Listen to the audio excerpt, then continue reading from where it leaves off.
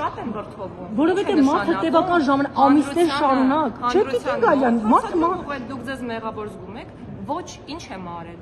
Ինչ եմ արել կամ ինչ պետք է անեինք, որ չենք արել։ Կմանրամասնեք ինչ էիք արել։ Խնդրում եմ, ինքներդ գործը ուսումնասիրեք, տեսեք մենք ինչ էինք արել եւ ինչ պետք է անեինք եւ դրանից հետո եզրահանգումների եկեք եւ սրանից հետո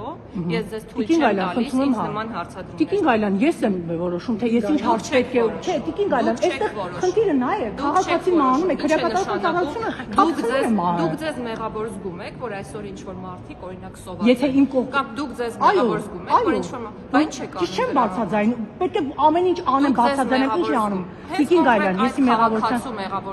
մահվան դեպքում դուք ձեզ մեղավոր զգում եք։ Տևական ժամանակ բարձրաձայնել եմ, որ այդ մարդը ունի առողջական խնդիրներ, ոչինչ չի արվել։ Ոչ, լավ բարձրաձայնել եմ, համապատասխան մարմինները քայլեր չեն ձեռնարկել Տիկին Գալյան։ Մեկ հարց, դուք տեղեկություններ ունեք, որ ասում են Facebook-ում գրառման համար կնոջը տարել են, ազատազրկել են, կալանավորել են, TikTok-ում ինչ որ քննադատության։ Տեսեք, դուք հարցը տեսեք, Facebook-ում քննադատության համար ինչպիսին է եղել, եթե դա կոչեն քննադատություն, դրա բովանդակությունը։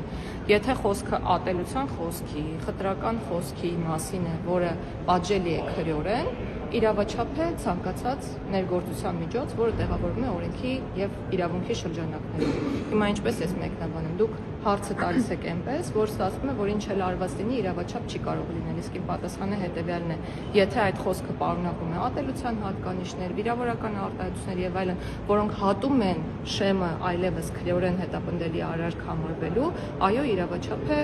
քրեական հետապնդման ցանկացած գործողություն։ Ինչպես է ստացվում, որ